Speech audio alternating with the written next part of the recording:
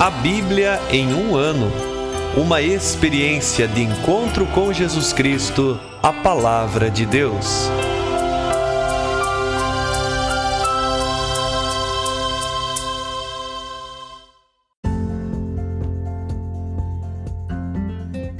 Olá, eu sou o Bruno, seminarista da Diocese de Ponta Grossa, Paraná.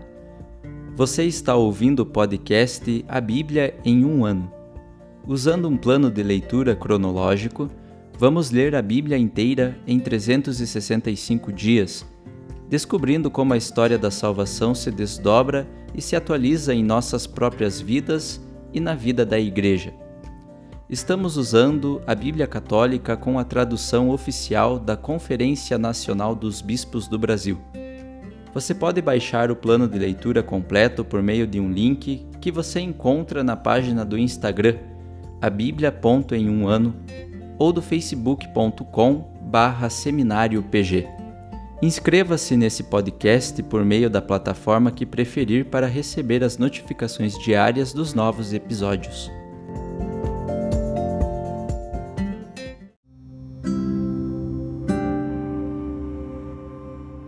Olá, eu sou o Padre Joel Nalepa, da Diocese de Ponta Grossa, no Paraná. Antes de iniciarmos a leitura e a escuta dos textos bíblicos propostos para hoje, vamos pedir que o Espírito Santo ilumine nossa mente e nosso coração para que a Palavra de Deus frutifique em nossas vidas. Em nome do Pai, do Filho e do Espírito Santo. Amém. Vindo Espírito Santo, enchei os corações dos vossos fiéis e acendei neles o fogo do vosso amor. Enviai o vosso Espírito, e tudo será criado, e renovareis a face da terra. Oremos. Ó Deus, que instruístes os corações dos vossos fiéis com a luz do Espírito Santo, fazei que apreciemos retamente todas as coisas, segundo o mesmo Espírito, e gozemos sempre de sua consolação. Por Cristo nosso Senhor. Amém.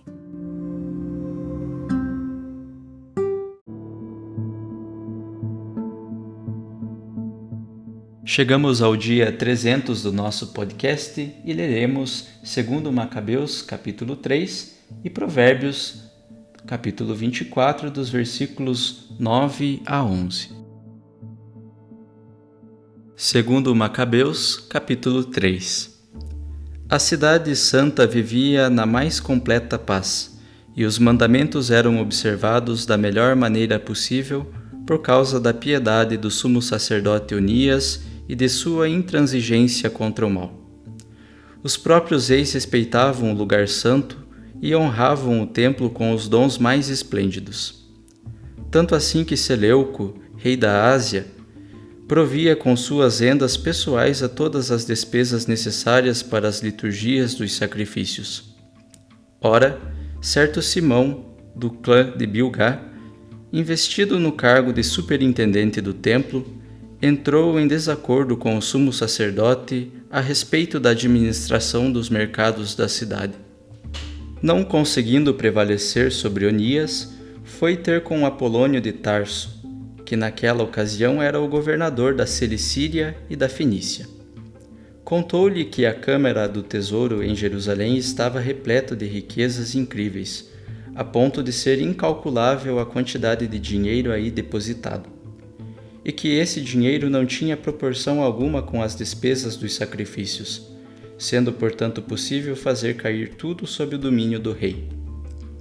Entrevistando-se então com o rei, Apolônio informou das riquezas que lhe haviam sido denunciadas, e o rei, escolhendo Heliodoro, superintendente dos seus negócios, enviou-o com ordens de se apoderar desse dinheiro. Heliodoro pôs-se a caminho, aparentemente para uma viagem de inspeção às cidades da Cilicíria e da Fenícia, mas de fato a fim de dar cumprimento ao projeto do rei. Tendo chegado a Jerusalém, foi muito bem recebido pelo sumo sacerdote. Falou-lhe então da informação recebida e manifestou claramente o objetivo de sua vinda, perguntando a seguir se as coisas eram realmente assim. O sumo sacerdote fez-lhe ver que os depósitos eram das viúvas e dos órfãos, embora uma parte pertencesse a Hircano, filho de Tobias, homem muito ilustre. Nada, portanto, do que com calúnias informar ao ímpio Simão. Havia, no total, 400 talentos de prata e 200 de ouro. Por outro lado, de modo algum se poderia defraudar os que haviam confiado na santidade do lugar e na sagrada inviolabilidade do templo honrado no mundo inteiro. Eliodoro, porém, em vista das ordens recebidas do rei, insistiu firmemente que estes bens fossem transferidos para o tesouro real. Tendo fixado uma data, apresentou-se para dirigir o inventário das riquezas. Entretanto, não era pequena a consternação em toda a cidade. Os sacerdotes, prostrando-se diante do altar com as vestes sagradas, invocavam no céu aquele que havia promulgado a lei sobre o depósito, a fim de que se conservassem intactos esses bens em favor dos que tinham depositado. Quem observasse o rosto do sumo sacerdote sentia ferir-se o próprio coração, a tal ponto o olhar e a alteração da sua cor revelavam a dor profunda de sua alma. Verdadeiro pavor se derramara sobre ele, um estremecimento do corpo de tal modo que era visível, aos que observavam, a dor do seu coração. Muitos saíam em bandos de suas casas, fazendo rogações públicas por causa do ultraje que ameaçava o lugar santo. As mulheres, cingidas de pano grosseiro sob os seios, aglomeravam-se nas ruas. Também as moças, que ficavam segregadas, acorriam umas aos portais, outras subiam aos muros, outras ainda olhavam pelas janelas. Todas, porém, estendendo as mãos para o céu, faziam sua súplica. Era comovente ver a prostração da multidão tão multiforme e a ansiedade do sumo sacerdote, reduzido a tal angústia. Todos, pois, invocavam o Senhor Todo-Poderoso para que, com toda a segurança, conservasse intactos os depósitos daqueles que os haviam depositado em confiança. De sua parte, Eliodoro dispunha-se a executar o que fora decretado. Estando ele com seus guardas junto à câmara do tesouro, o Senhor dos Espíritos e de todo o poder fez uma grande demonstração de força. Todos os que tinham ousado entrar, aterrorizados pelo poder de Deus, sentiram-se desfalecer e entrar em pânico. De fato, apareceu-lhes um cavalo ricamente encilhado, montado por terrível cavaleiro. O cavalo avançou impetuosamente contra Eliodoro, lançando-lhe as patas dianteiras. O cavaleiro parecia ter armas de ouro. Apareceram também outros 2 jovens de força extraordinária, belíssimos na aparência e com vestes magníficas. Eles cercaram Eliodoro e puseram-se a chicoteá-lo sem parar, de ambos os lados, causando-lhe muitos ferimentos. Ele caiu de repente por terra. Envolto em densa escuridão, tiveram de levantá-lo e carregá-lo numa padiola. Assim, aquele que tinha invadido com tantos guardas e capangas o mencionado tesouro, agora carregavam-no para fora, incapaz de valer-se do auxílio das armas e reconhecendo abertamente o poder de Deus. Ele, por efeito do poder divino, jazia mudo e sem qualquer esperança de salvação, enquanto os outros bendiziam o Senhor, que engrandecia o seu lugar santo. Assim, o templo, pouco antes repleto de temor e perturbação, regurgitava agora de alegria e júbilo ante a manifestação do Senhor Todo-Poderoso. Logo, porém, alguns dos amigos de Eliodoro começaram a pedir a Onias que invocasse o Altíssimo para que concebesse a graça da vida a quem se encontrava reduzido, sem dúvida, ao último alento. O sumo sacerdote, então, receando que o rei pudesse pensar que alguma ação criminosa tivesse sido praticada pelos judeus contra Eliodoro, ofereceu um sacrifício pela saúde do homem.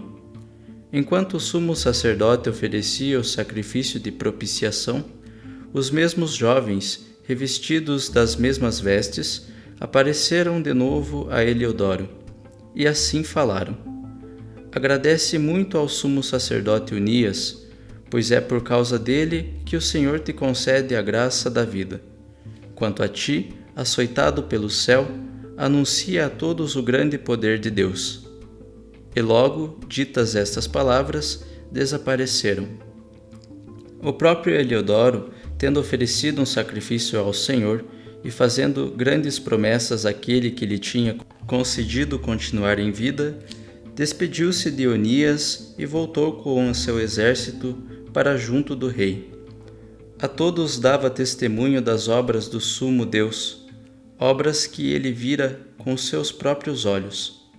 Quando o rei lhe perguntou quem seria apto a ser enviado ainda uma vez a Jerusalém, Eliodoro respondeu: Se tens um inimigo ou conspirador contra a ordem pública, envia-o para lá. Tu o receberás de volta, moído de pancadas, se porventura conseguir escapar. De fato, há naquele lugar verdadeiramente uma força de Deus. Aquele que tem a sua habitação no céu é sentinela e protetor desse lugar. Ele fere e extermina os que de lá se aproximem com más intenções.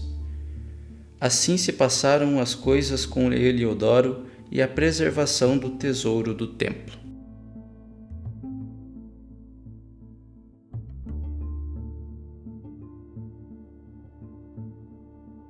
Provérbios 24, versículos 9 a 11.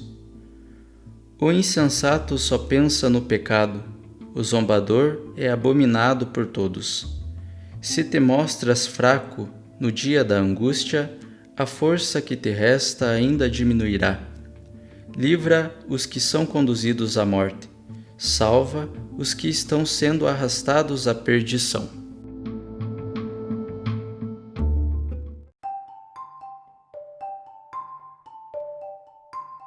Olá, sou o Padre Jaime Roça, da Diocese de Ponta Grossa, no Paraná. Na leitura continuada da Bíblia em um ano, hoje nós acompanhamos a leitura do 3º capítulo do 2º livro dos Macabeus e 3 versículos do capítulo 24 do livro dos Provérbios. No capítulo 3º do 2º livro dos Macabeus, há uma referência a um período de tranquilidade e paz para o povo judeu. Assim diz o texto: a cidade santa vivia na mais completa paz e os mandamentos eram observados da melhor maneira possível, por causa da piedade do sumo sacerdote Onias e da sua intransigência contra o mal. Porém, logo a seguir se fala de uma situação de conflito, motivada pela ganância de um certo Simão, investido no cargo de superintendente do templo. Entrou em confronto com o sumo sacerdote Onias, pois queria apossar-se do dinheiro depositado no tesouro do templo. Entrando em contato com o rei, contou-lhe a respeito desse dinheiro. Isso despertou a cobiça do rei, que enviou Eliodoro a Jerusalém, a fim de se apoderar desse dinheiro. No entanto, esse dinheiro aí depositado tinha uma finalidade específica. Era destinado para atender as viúvas e os órfãos em suas necessidades. De modo nenhum poder-se-ia defraudar as pessoas que haviam confiado na santidade do lugar e na sagrada inviolabilidade do templo. Eliodoro, no entanto, diante das ordens recebidas do rei, insistiu firmemente que esses bens fossem transferidos para o tesouro real. Sabendo disso, todos os habitantes de Jerusalém, bem como os sacerdotes, ficaram bastante abalados e elevaram preces e súplicas a Deus para que não permitisse que isto acontecesse. Todos invocavam o Senhor Todo-Poderoso para que, com toda a segurança, conservasse intactos os depósitos daqueles que os haviam depositado em confiança. Eliodoro, no entanto, estava disposto a executar o que havia sido determinado pelo rei, e assim entrou no tesouro do templo, acompanhado por algumas pessoas. Estando aí com os seus guardas, o Senhor dos Espíritos e de todo o poder fez uma grande demonstração de força. Todos os que ousaram entrar, aterrorizados pelo poder de Deus, sentiram-se desfalecer e entrar em pânico. Tiveram uma visão que amedrontou a todos. Como consequência, Eliodoro, por efeito do poder divino, jazia mudo e sem qualquer esperança de salvação. Alguns amigos, porém, solicitaram que Onias invocasse o Altíssimo para que concedesse a graça da vida a quem se encontrava em perigo extremo. O sumo sacerdote resolveu então oferecer um sacrifício pela saúde de Eliodoro. Este, tendo se recuperado, desistiu do seu propósito de saquear o templo e voltou para junto do rei, narrando as maravilhas que o Senhor havia feito por ele. O que se percebe desse texto, de um lado, é a ganância e o desejo de ter, que levam a pessoa até as últimas consequências para conseguir os próprios objetivos, não considerando os meios usados, desrespeitando até mesmo as coisas de Deus, e em segundo lugar, a intervenção de Deus que age. Essa manifestação da glória do Senhor causou-nos que a contemplaram grande temor, o que ocasionou uma mudança profunda neles. Por outro lado, aparece aqui o poder da intercessão. Houve um pedido em favor da recuperação de Eliodoro por parte dos seus amigos, bem como do próprio sumo sacerdote Onias. Tal ação possibilitou a obtenção da graça da recuperação em favor daquele que pretendia agir mal. Assim também nós somos convidados a fazer algumas experiências. Primeiro, acreditar na força da oração como intercessão em favor daqueles que passam por sofrimentos e dificuldades. Segundo, perceber a ação de Deus na nossa vida, que quer nos conduzir a uma vida nova, de santidade e construção dos valores, que nos deixemos conduzir por Ele e vivamos na paz e na certeza de que é Deus que conduz a nossa vida. Basta que entremos na realização do projeto que Ele estabeleceu para nós. Que a bênção de Deus, Pai, Filho e Espírito Santo desça sobre vós e permaneça para sempre. Amém.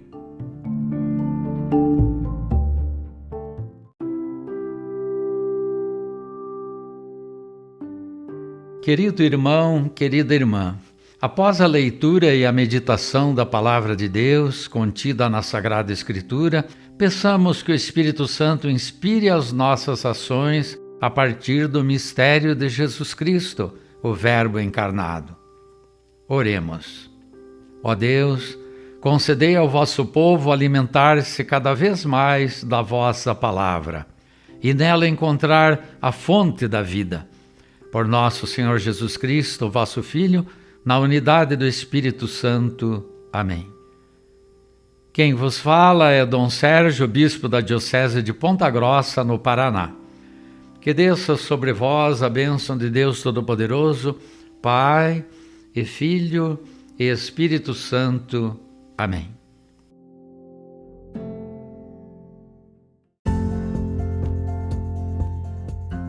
Você acaba de ouvir mais um episódio do podcast A Bíblia em um Ano. Continue nesse bom propósito de ouvir, ler e praticar a Palavra de Deus. Rezemos por todos que estão fazendo este caminho de leitura da Bíblia. Procure também participar da sua comunidade. A permissão para uso do plano de leitura The Bible in a Year com o Padre Mike Schmitz e Jeff Kevins foi concedida por Ascension. A versão original pode ser baixada em ascensionpress.com. Todos os direitos desse plano estão reservados à Ascension. Os demais conteúdos do podcast não são criados, revisados ou apoiados por Ascension. Até amanhã!